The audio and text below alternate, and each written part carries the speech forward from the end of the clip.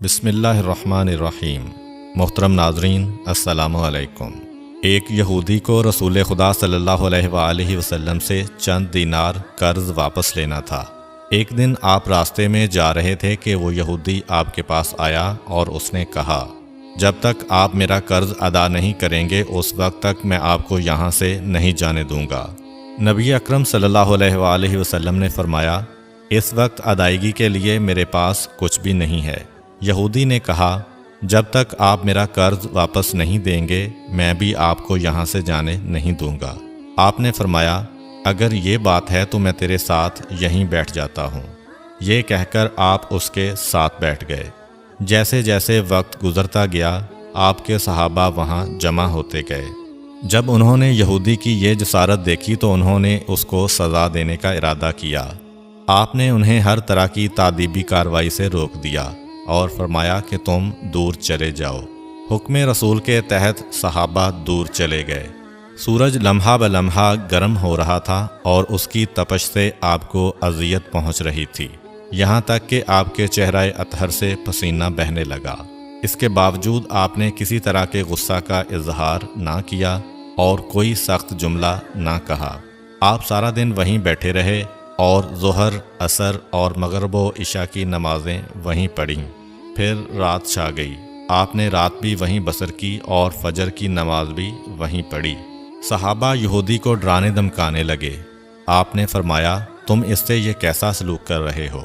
صحابہ نے کہا، یا رسول اللہ، اس کی یہ جرت کہ آپ کو یرغمال بنا کر اپنے پاس بٹھا لے۔ آن حضرت صلی اللہ علیہ وآلہ وسلم نے فرمایا، اللہ نے مجھے اس لیے نہیں بھیجا کہ میں کسی ہم پیمان یا کسی اور پر ظلم کروں۔ جب دن چڑھا تو یہودی نے کلمہ اسلام پڑھتے ہوئے کہا، اشہد ان لا الہ الا اللہ و اشہد ان محمدً عبدہ و رسولہ۔ میں اپنی دولت کا ایک حصہ راہ خدا میں دیتا ہوں۔ میں نے آپ کو اس لیے نہیں روکا تھا کہ میں آپ کی توہین کروں۔ اس ذریعے سے میں آپ کے پیمانہ صبر کو آزمانا چاہتا تھا، کیونکہ تورات میں نے آپ کی یہ صفت پڑھی ہے، محمد بن عبداللہ مکہ میں پیدا ہوگا اور طیبہ کی طرف ہجرت کرے گا۔ وہ تندخو اور سخت مزاج اور بیہودہ گوئی کرنے والا نہ ہوگا اور کوئی جھوٹی بات زبان سے نہیں کہے گا۔ اس طرح سے میں نے آپ کو یہاں رکھ کر اس بات کی تصدیق کی ہے کہ تورات نے بالکل سچ کہا تھا۔ رسول اکرم صلی اللہ علیہ وآلہ وسلم مبعوث برسالت ہونے کے 3 سال بعد تک خفیہ طور پر دعوت اسلام دیتے رہے۔ اس کے بعد اللہ تعالیٰ نے آپ کو حکم دیا کہ آپ کھل کر اللہ کا پیغام پہنچائیں اور لوگوں کو خدا کی طرف دعوت دیں۔ ایام حج شروع ہوئے تو پورے جزیرۃ العرب سے لوگ مکہ کی طرف آنا شروع ہوئے۔ نبی اکرم صلی اللہ علیہ وآلہ وسلم کوہ صفا پر چڑھے اور آپ نے بلند آواز سے فرمایا، لوگو، میں اللہ کا رسول ہوں، تم اللہ رب العالمین پر ایمان لے آؤ۔ لوگ آپ کی طرف متوجہ ہوئے اور انہوں نے تعجب سے یہ اعلان سنا اور سب کی خواہش ہوئی کہ وہ اعلان کرنے والے کو دیکھیں۔ پھر آپ صفا سے اتر کر مروہ آئے اور وہاں پر بھی آپ نے 3 بار یہی اعلان کیا۔ جب ابو جہل نے آن حضرت صلی اللہ علیہ وآلہ وسلم کا یہ اعلان سنا تو اسے سخت غصہ آیا۔ اس نے زمین سے ایک پتھر اٹھا کر آپ کی پیشانی پر مارا، جس سے آپ کی پیشانی زخمی ہو گئی، خون بہنے لگا اور آپ کا پورا چہرہ لہو لہان ہو گیا۔ اس کے بعد تمام مشرکین آپ کو پتھر مارنے لگے۔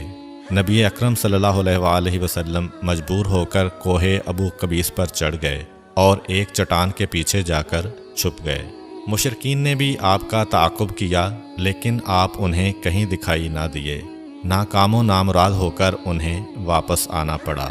اسی اثناء میں ایک شخص نے حضرت علی علیہ السلام کو اس واقعہ کی اطلاع دی اور کہا کہ میرا خیال یہ ہے کہ محمد مارے جا چکے ہیں، نعوذ باللہ۔ یہ سن کر حضرت علی علیہ السلام کو شدید دکھ ہوا اور آپ ام المومنین حضرت خدیجہ الکبریٰ سلام اللہ علیہ کے پاس آئے اور ان سے کہا، میں نے سنا ہے کہ مشرکین نے رسول خدا صلی اللہ علیہ وآلہ وسلم پر سنگ باری کی ہے اور بعض لوگوں کا یہ گمان ہے کہ نبی اکرم شہید ہو گئے ہیں۔ آپ روٹی پانی اٹھائیں اور میرے ساتھ انہیں تلاش کرنے کے لیے چلیں، ممکن ہے ہمیں ان کا کہیں نشان مل جائے۔ آپ وادی پر نظر رکھیں اور میں پہاڑ کے دامن میں آپ صلی اللہ علیہ وآلہ وسلم کو تلاش کرتا ہوں۔ آپ روتے ہوئے آگے بڑھے اور آپ کہہ رہے تھے، یا رسول اللہ، ہمیں جواب دیں، آپ کہاں ہیں؟ میری روح آپ پر قربان، آپ کس وادی میں بھوکے پیاسے ہیں؟ آپ نے مجھے اپنے ساتھ کیوں نہ لیا تھا؟ حضرت خدیجہ رو رو کر فریاد کر رہی تھیں، کوئی ہے جو نبی مصطفیٰ کی مجھے خبر دے؟ کیا کسی نے انہیں دیکھا ہے جو مجھے ان کے متعلق بتلائے؟ اس وقت جبریل امین علیہ السلام رسول خدا صلی اللہ علیہ وآلہ وسلم پر نازل ہوئے۔ ان کے پیچھے ملائکہ کی بہت سی صفیں تھیں۔ انہوں نے حضرت صلی اللہ علیہ وآلہ وسلم سے کہا، خداوند جبار نے ہمیں آپ کے فرمان کی تعمیل کے لیے بھیجا ہے۔ اگر آپ چاہیں تو ہم اس قوم کو تباہ کر دیں گے اور ان کا دنیا میں کہیں نام و نشان تک دکھائی نہ دے گا۔ رحمت للعالمین نے فرمایا، میں نبی رحمت بنا کر بھیجا گیا ہوں، میں عذاب و انتقام کا حامی نہیں ہوں۔ پروردگار میری قوم کو معاف کر دے، وہ مجھے جانتے نہیں ہیں۔ جبریل امین علیہ السلام نے حضرت صلی اللہ علیہ وآلہ وسلم سے کہا، خدیجہ سلام اللہ علیہا آپ کو تلاش کر رہی ہیں۔ خدیجہ کے رونے نے آسمان کے فرشتوں کو رلا دیا ہے، آپ انہیں جواب دیں، خدا کی طرف سے اور ہماری طرف سے انہیں سلام پہنچائیں اور انہیں جنت کی بشارت دیں۔ نبی اکرم صلی اللہ علیہ وآلہ وسلم نے خدیجہ و علی کو صدا دی اور انہیں اپنے پاس بلایا۔ دونوں شخصیات آپ کی خدمت میں حاضر ہوئیں۔ انہوں نے آپ کی پیشانی پر پٹی باندھی اور گھر لے آئے۔ جب مشرکین کو معلوم ہوا کہ نبی اکرم صلی اللہ علیہ وآلہ وسلم اپنے گھر آ چکے ہیں تو انہوں نے گھر کا محاصرہ کر لیا اور سنگ باری شروع کر دی۔ حضرت علی علیہ السلام اور حضرت خدیجہ سلام اللہ علیہا آپ کا دفاع کرنے لگے۔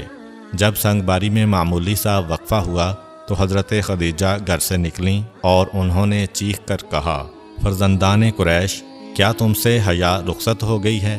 تم اپنے قبیلہ کی معزز اور محترم خاتون کے گھر پر سنگ باری کرنے لگے ہو۔ اگر تمہیں خدا کا خوف نہیں ہے تو دوسرے لوگوں کو اپنے اوپر ہنسنے کا موقع نہ دو اور اپنے لیے ہمیشہ کی ذلت و بدنامی تو نہ خریدو۔ جب مشرکین نے حضرت خدیجہ سلام اللہ علیہا کی گفتگو سنی تو ندامت کے مارے ان کے سر جھک گئے اور وہ شرمندہ ہو کر اپنے گھروں کو چلے گئے۔ نبی اکرم صلی اللہ علیہ وآلہ وسلم نے دعوت اسلام کا آغاز ان روح فرسا واقعات کے ساتھ کیا تھا۔ آپ پر کروڑوں سلام ہوں۔ آپ نے لوگوں کو گمراہی و ضلالت سے بچانے کے لیے قدم قدم پر تکالیف اٹھائیں اور صدمے برداشت کیے۔ امید کرتا ہوں کہ آپ کو آج کی ویڈیو اچھی لگی ہوگی۔ اگر آپ کو ہماری ویڈیو اچھی لگی ہے تو ویڈیو کو لائک کریں اور مزید اس طرح کی ویڈیوز دیکھنے کے لیے ہمارا چینل سبسکرائب کر لیں۔ ملتے ہیں نیکسٹ ویڈیو میں، اجازت دیجیے، اللہ حافظ۔